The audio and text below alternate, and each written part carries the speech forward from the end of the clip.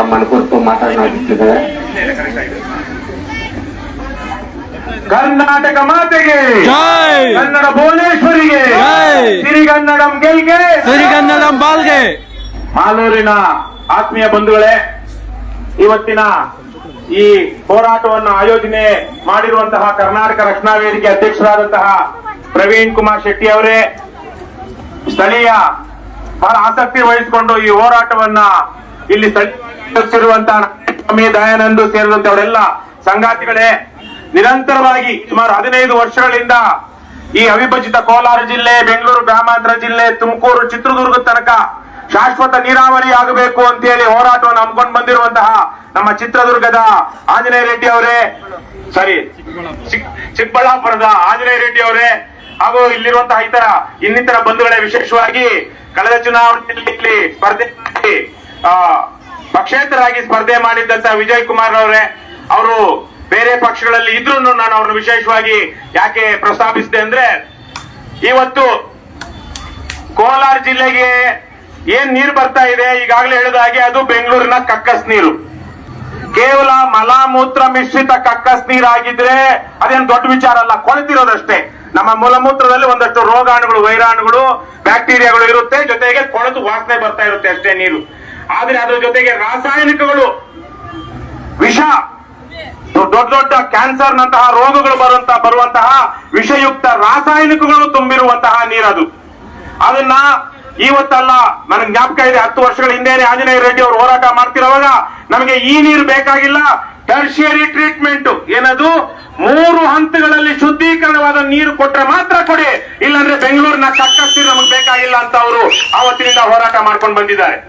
ಅದೇ ರೀತಿಯಲ್ಲೇ ಎತ್ತಿನ ಹೊಳೆನಲ್ಲಿ ಅಷ್ಟಿಷ್ಟು ಹರಿಲಿಲ್ಲ, ಎಷ್ಟೆಷ್ಟೋ ಸಿಕ್ಕಾಪಟ್ಟೆ ಹರಿದಿದೆ. ಏನು ದುಡ್ಡು, ಹಣ ಏನ್ ಹರಿತು? ಹಣ ಹರಿದಿದೆ. ಕಳೆದ 15-20 ವರ್ಷಗಳಿಂದ ಭ್ರಷ್ಟರು, ಕದೀಮರು, ರಾಜಕಾರಣಿಗಳು, ಗುತ್ತಿಗೆದಾರರು, ಭ್ರಷ್ಟ ಅಧಿಕಾರಿಗಳು ಹಣದ ಹೊಳೆಯನ್ನೇ ಅವರ ಮನೆಗಳಿಗೆ ಹರಿಸಿಕೊಂಡಿದ್ದಾರೆ ಹೊರತು ಈ ಭಾಗಕ್ಕೆ ಏನು ಶಾಶ್ವತ ನೀರಾವರಿಗಾಗಿ ಏನು ನೇತ್ರಾವತಿ ನೀರನ್ನು ತರಬೇಕಾಗಿತ್ತು ಇವತ್ತಿಗೂ ತಂದಿಲ್ಲ. ಮುಂದಕ್ಕೂ 1000-2000 ಕೋಟಿ ರೂಪಾಯಿ ಪ್ರಾಜೆಕ್ಟ್, ಅದು 20,000 ಕೋಟಿ ಆ ತರದ್ದು ಆಗುತ್ತೆ. ಅವ್ರಿಗೆ ಮಾತ್ರ ಹರಿಯುತ್ತೆ, ಅದು ಜನರಿಗೆ ಬರೋದಿಲ್ಲ. ಇವತ್ತು ಇಡೀ ರಾಜ್ಯದಲ್ಲಿ ಪ್ರಯೋಗಶೀಲತೆಯಿಂದ, ಶ್ರಮದಿಂದಾಗಿ ಒಂದು ತೋಟಗಾರಿಕೆಗೆ, ಹೈನುಗಾರಿಕೆಗೆ ಮಾದರಿ ಆಗಿರುವಂತಹ ಜಿಲ್ಲೆ ಅಂದ್ರೆ ಅದು ಅವಿಭಜಿತ ಕೋಲಾರ ಜಿಲ್ಲೆ. ಇಲ್ಲಿ ಇಲ್ಲದೆ ಇರೋದು ಒಂದೇ, ಒಳ್ಳೆಯ ನೀರು. ಇಲ್ಲಿ ನಿಮ್ಮ ಇರೋರಲ್ಲಿ ಅಕ್ಕಪಕ್ಕ ನೋಡ್ಕೊಳ್ಳಿ, ಅಕ್ಕಪಕ್ಕ ಇರೋರ ಹಲ್ಲನ್ನ ನೋಡಿ, ಹಲ್ಲನ್ನ ನೋಡಿದ್ರೆ ಗೊತ್ತಾಗುತ್ತೆ. ನೀವು ಇವತ್ತಲ್ಲ, ಸುಮಾರು 30-40 ವರ್ಷಗಳ ಹಿಂದೆನೆ 400-500 ಅಡಿಯಿಂದ ಏನು ನೀರು ಎತ್ತುತ್ತಾ ಇದ್ರಿ ಬೋರ್ವೆಲ್, ಆ ಬೋರ್ವೆಲ್ ಕುಡಿದಿದ್ರಿಂದಾಗಿ ಇವತ್ತು ನಿಮ್ಮ ಮಕ್ಕಳ ಹಲ್ಲುಗಳಿಗೆ ಆ ತರಹದ ರೋಗ ಬಂದಿದೆ.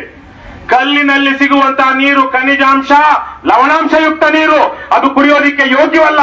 ಮಳೆ ನೀರು, ನದಿ ಮೂಲದ ನೀರು ಮಾತ್ರ ಕುಡಿಯೋದಿಕ್ಕೆ ಯೋಗ್ಯವಾಗಿರೋದು. ನಮ್ಮ ಬಾವಿಗಳಲ್ಲಿ ತೆಗೆಯೋದನ್ನು ಅದು ಸ್ವಲ್ಪ ಉಪ್ಪು, ಸ್ವಲ್ಪ ಸಿಹಿ ಜಾಸ್ತಿ ಆದ್ರೆ ಅದು ಕುಡಿಯೋದಿಕ್ಕೆ ಯೋಗ್ಯವಲ್ಲ. ಉಪ್ಪು ಜಾಸ್ತಿ ಆದ್ರೆ, ಲವಣಾಂಶ ಜಾಸ್ತಿ ಆದ್ರೆ ಉಪ್ಪಾಗುತ್ತೆ. ನಮ್ಮ ಹಳ್ಳಿಗಳಲ್ಲಿ ನಾವು ಒಳ್ಳೆ ಸಿಹಿ ನೀರು ಅಂತೀವಲ್ವಾ, ಅಂತಹ ಸಿಹಿ ನೀರು ಸಹ ಕುಡಿಯೋದಿಕ್ಕೆ ಯೋಗ್ಯವಲ್ಲ. ಯಾಕೆಂದ್ರೆ ಆ ನೀರಲ್ಲಿ ಖನಿಜಾಂಶ ಜಾಸ್ತಿ ಇರುತ್ತೆ. ಖನಿಜಾಂಶ ಜಾಸ್ತಿ ಇರೋದ್ರಿಂದಾಗಿ ಅಷ್ಟು ಸಿಹಿ ಇರುತ್ತೆ. ಹಾಗಾಗಿ ಒಳ್ಳೆಯ ನೀರು ಸಿಗಬೇಕು ಅಂದ್ರೆ ಅದು ಮಳೆ ನೀರು ಅಥವಾ ಕೆರೆ ನೀರು ಅಥವಾ ಬಾವಿ ನೀರು, ಮೇಲೆ ಮಣ್ಣಲ್ಲಿರುವಂತಹ ನೀರು ಅಷ್ಟೇ ಆಗಬೇಕು. ಆದ್ರೆ ನೀವೇನ್ ಕುಡಿತಿದ್ದೀರಿ ಕಳೆದ 30-40 ವರ್ಷದಿಂದ? ನೆಲದ ಆಳದಲ್ಲಿ 400-500 ಅಡಿ ಆಳದಿಂದ ತೆಗೆದಿರುವಂತಹ ಖನಿಜಾಂಶ, ಲವಣಾಂಶಯುಕ್ತ ವಿಷದ ನೀರು, ಓವರ್ ಡೋಸ್. ಅದರಲ್ಲಿ ನಮ್ಮ ದೇಹಕ್ಕೆ ಎಷ್ಟು ಬೇಕು ಅದಕ್ಕಿಂತ ಹೆಚ್ಚು ಲವಣ, ಖನಿಜ ಇದೆ ಅನ್ನುವಂತ ಕಾರಣಕ್ಕಾಗಿ. ಆದ್ರೆ ಇಲ್ಲಿರುವಂತಹ ರಾಜಕಾರಣಿಗಳು ಕಳೆದ 20-25 ವರ್ಷಗಳಿಂದ ಜನರಿಗೆ ಬರೀ ಇಂದ್ರನ ಚಂದ್ರನ ತೋರಿಸಿ ಕಿವಿ ಮೇಲೆ ಅದೇನೋ ಹೂ ಅಂತಾರಲ್ವ, ಕೆಲವೊಬ್ರು ಲಾಲ್ ಬಾಗು ಅಂತಾರೆ, ಅದನ್ನೇ ಇಡ್ತಾ ಬರ್ತಾ ಇದ್ದಾರೆ. ಇವತ್ತು ಮೂರೂ ಪಕ್ಷಗಳವರು ಏನು ರಾಜ್ಯವನ್ನು ಆಳ್ತಾ ಬಂದಿದ್ದಾವೆ, ಅವರೆಲ್ಲರೂ ಸಾವಿರಾರು ಕೋಟಿ ರೂಪಾಯಿ ಲೂಟಿ ಮಾಡಿದ್ದಾರೆ. ಇಂತಹ ಒಂದು ಸಂದರ್ಭದಲ್ಲಿ ಕರ್ನಾಟಕ ರಕ್ಷಣಾ ವೇದಿಕೆ ಅಂದ್ರೇನೆ ಅದು ಕನ್ನಡಿಗ ಭಾಷೆ ಪರ ಇರುವಂತಹ ಹೋರಾಟ, ಅದಕ್ಕೆ ಮಾತ್ರ ಸೀಮಿತ ಅನ್ನುವಂತ ಸಂದರ್ಭದಲ್ಲಿ ನೆಲ ಜಲದ ಬಗ್ಗೆ, ಕನ್ನಡ ಭಾಷಿಕರ ಬದುಕಿನ ಬಗ್ಗೆ ಒಂದು ಹೋರಾಟವನ್ನು ರೂಪಿಸಿ ಮಾಲೂರಿನಲ್ಲಿ ಬಹಳ ದೊಡ್ಡ ಮಟ್ಟದ ನೀರಾವರಿ ವಿಚಾರವಾಗಿ ಒಂದು ಹೋರಾಟವನ್ನು ರೂಪಿಸಿರುವಂತಹ ಕರ್ನಾಟಕ ರಕ್ಷಣಾ ವೇದಿಕೆಯವರಿಗೆ ನಾನು ಈ ಸಂದರ್ಭದಲ್ಲಿ ಅಭಿನಂದನೆಗಳನ್ನ ಸಲ್ಲಿಸ್ತೀನಿ. ಈಗ ತಾನೇ ಕೇಳ್ತಾ ಇದ್ದೆ, ಮಾಲೂರಿನಲ್ಲಿ ನೀರಾವರಿಗಾಗಿ, ಕುಡಿಯುವ ನೀರಿಗಾಗಿ, ಶುದ್ಧೀಕರಣ ಮಾಡಿದಂತ ನೀರಿಗಾಗಿ ಇಷ್ಟು ದೊಡ್ಡ ಮಟ್ಟದ ಹೋರಾಟವನ್ನ, ಇಷ್ಟು ಜನ ಸೇರಿಸಿ ಮಾಡಿದಂತ ಹೋರಾಟವನ್ನ ನಾವು ನೋಡಿರ್ಲಿಲ್ಲ ಅನ್ನುವಂತ ಮಾತನ್ನ ಇಲ್ಲಿರುವಂತಹ ಬಂಧುಗಳು ಹೇಳ್ತಾ ಇದ್ರು. ಹಾಗಾಗಿ ಇದು ಬಹಳ ಗಂಭೀರವಾದ ಹೋರಾಟ. ಇದನ್ನ ರಾಜಕಾರಣಿಗಳು, ಅಧಿಕಾರಿಗಳು ನೋಡಿ ಎಚ್ಚೆತ್ತುಕೊಳ್ಬೇಕು. ಕೋಲಾರ, ಅವಿಭಜಿತ ಕೋಲಾರ ಜಿಲ್ಲೆಗೆ, ಬೆಂಗಳೂರು ಗ್ರಾಮಾಂತರ ಜಿಲ್ಲೆಗೆ ಬೆಂಗಳೂರಿನ ಕಕ್ಕಸ್ ನೀರನ್ನ ಕೊಡಬಾರದು. ಯಾವುದೇ ದೊಡ್ಡ ದೊಡ್ಡ ನಗರಗಳ ಅಕ್ಕಪಕ್ಕದಲ್ಲಿರುವಂತಹ ಊರುಗಳು ಆ ದೊಡ್ಡ ನಗರಗಳ ತಿಪ್ಪೆಗಳಾಗಲಿ ಅಥವಾ ದೊಡ್ಡ ನಗರಗಳ ಕಕ್ಕಸ್ ಗುಂಡಿಗಳಾಗಲಿ ಅಲ್ಲ. ನಾನು 11 ವರ್ಷದ ಹಿಂದೆ ಜೈಲಿಗೆ ಹೋದಾಗ ಮಂಡೂರಿನಲ್ಲಿ ಕಸದ ವಿಚಾರವಾಗಿ ಹೋರಾಟ ಮಾಡಿದ ಕಾರಣಕ್ಕಾಗಿ ನಾನು ಜೈಲಿಗೆ ಹೋಗಿದ್ದೆ. ಅಲ್ಲಿ ಮಂಡೂರಿನಲ್ಲಿ ನಿಮ್ಗೆ ಜ್ಞಾಪಕ ಇರಬಹುದು, ಅಲ್ಲಿ ಆ ಊರಿಗೆ ಹೆಣ್ಣು ಮಕ್ಕಳನ್ನ ಕೊಡ್ತಾ ಇರ್ಲಿಲ್ಲ, ಮದುವೆ ಮಾಡ್ಕೊಳ್ತಾ ಇರ್ಲಿಲ್ಲ. ಆ ಊರಿನ ಹೆಣ್ಣು ಮಕ್ಕಳನ್ನ ಮದುವೆ ಮಾಡ್ಕೊಳ್ತಾ ಇರ್ಲಿಲ್ಲ. ಏನು ಸೊಳ್ಳೆ ಪರದೆ ಒಳಗಡೆ ಊಟ ಮಾಡ್ತಾ ಇದ್ರು. ಗರ್ಭಿಣಿ ಆದ ತಕ್ಷಣಕ್ಕೆ ತವ್ರ ಮನೆ ಕಳಿಸ್ತಾ ಇದ್ರು, ಗರ್ಭಪಾತ ಆಗುತ್ತೆ ಇನ್ನೊಂದಷ್ಟು ದಿವಸ ಇಲ್ಲೇ ಇದ್ರೆ ಅಂತ. ಇಂತಹ ಒಂದು ಕೆಟ್ಟ ವಾತಾವರಣವನ್ನ ಬೆಂಗಳೂರು ನಗರದ ರಾಜಕಾರಣಿಗಳು, ನಮ್ಮ ರಾಜಕಾರಣಿಗಳೇ ನಮಗೆ ಸೃಷ್ಟಿ ಮಾಡಿದ್ದಾರೆ. ಹಾಗಾಗಿ ನೀವು ಯಾವುದೇ ಕಾರಣಕ್ಕೂ 3 ಹಂತದಲ್ಲಿ ಶುದ್ಧೀಕರಣವಲ್ಲದ ನೀರು ನಿಮ್ಮ ಜಿಲ್ಲೆಗೆ, ನಿಮ್ಮ ತಾಲೂಕಿಗೆ, ನಿಮ್ಮ ಹಳ್ಳಿಗೆ ಬರದೇ ಇರುವಂತೆ ನೋಡ್ಕೊಳ್ಳೋದು ನಿಮ್ಮ ಮತ್ತು ನಿಮ್ಮ ಮಕ್ಕಳ ಹಿತ ಅದರಲ್ಲಿದೆ. ದಯವಿಟ್ಟು ಇದನ್ನ ಗಮನದಲ್ಲಿಟ್ಕೊಳ್ಳಿ. ಅಡ್ಡ ಹಾಕಿ ಯಾವುದೋ ನೀರು ಸಿಕ್ತು. ಆ ರಮೇಶ್ ಕುಮಾರ್ ಅವ್ರು ಹೇಳಿದ್ರು ನೋಡಿದೆ, ಬಹಳ ಬೇಜವಾಬ್ದಾರಿ. ಆ ಮನುಷ್ಯ ಸ್ಪೀಕರ್ ಆಗಿದ್ದಾಗಲೂ ಅಲ್ಲಿ ಕೂತ್ಕೊಂಡೇ ಬೇಜವಾಬ್ದಾರಿ ಮಾತಾಡಿದ್ರು. ಅವರು ಹೇಳಿದ್ದನ್ನ ನಾವು ನೋಡಿದೀವಿ. ಯಾವುದೋ ಒಂದು ನೀರು ಬಂದ್ರೆ ಸಾಕು, ಏನು ವಿಷ ಕೊಡ್ತೀರಾ ಸ್ವಾಮಿ? ನೀರು ಅಂತ ಕೇಳಿದವರಿಗೆ ವಿಷ ಕೊಡ್ತೀರಾ? ತೆಲುಗು ಗಂಗಾ ಯೋಜನೆ ಇವತ್ತಲ್ಲ, ಮೆಡ್ರಾಸ್ ತನಕ ಕೃಷ್ಣಾ ನದಿ ನೀರನ್ನ ಮೆಡ್ರಾಸ್ ತನಕ ಹರಿಸಬೇಕು ಅಂತೇಳಿ ಆವತ್ತಿಗೆ ಕೃಷ್ಣಾ ನದಿ ನೀರಿಗೆ ತೆಲುಗು ಗಂಗಾ ಅಂತ ಯೋಜನೆ ಇಟ್ಟು NTR ಮಾಡಿದ್ರು. ಇಲ್ಲೇ ಪಕ್ಕದಲ್ಲಿ 25-30 ಕಿಲೋಮೀಟರ್ ಅಲ್ಲಿ ಹೋಗ್ತಾ ಇದೆ. ಅದು ಇಲ್ಲಿ ಎಲೆ ಕುಪ್ಪಂ ತನಕ ಬಂದಿದೆ. ಇಲ್ಲೇ 15 ಕಿಲೋಮೀಟರ್ ದೂರದ ಸಂಪಂಗೆರೆ ಆದ್ಮೇಲೆ ಬಾಗ್ಲೂರಿಗೆ ಕೊಡೈಕೆನಾಲಿಂದ ನೀರು ಬರ್ತಾ ಇದೆ, ಹೊಗೆನಕಲ್ ಫಾಲ್ಸ್ ಇಂದ ನೀರು ಬರ್ತಾ ಇದೆ. ಯಾವ ನದಿ ಇದು? ಕಾವೇರಿ ನದಿ ಇದು. ಇಲ್ಲಿ 15 ಕಿಲೋಮೀಟರ್ ತನಕ ಕುಡಿಯೋ ನೀರು ಅಲ್ಲಿಂದ ಕಳಿಸ್ತಾ ಇದ್ದಾರೆ.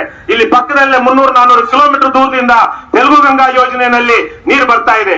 ಆದರೆ ನಮ್ಮದೇ ನದಿಯ ಹೆಚ್ಚುವರಿ ನೀರನ್ನ ನಮಗೆ ಬಳಕೆ ಮಾಡಿಕೊಳ್ಳಲಾರದಂತಹ ಒಂದು ಅಯೋಗ್ಯ ಸ್ಥಿತಿ ಇದೆ. ಯಾಕೆಂದ್ರೆ ಅದು ನಮ್ಮ ರಾಜಕಾರಣ ಭ್ರಷ್ಟವಾಗಿದೆ. ನಾವು ಓಟ್ ಹಾಕುವಾಗ ಹಣಕ್ಕೆ ಹೆಂಡಕ್ಕೆ ಓಟ್ ಹಾಕ್ತಿದೀವಿ. ನಮ್ಮ ಹಿತ ಇರುವಂತ ಯಾರನ್ನು ಇವತ್ತು ರಾಜಕಾರಣದಲ್ಲಿ ಗೆಲ್ತಾ ಇಲ್ಲ.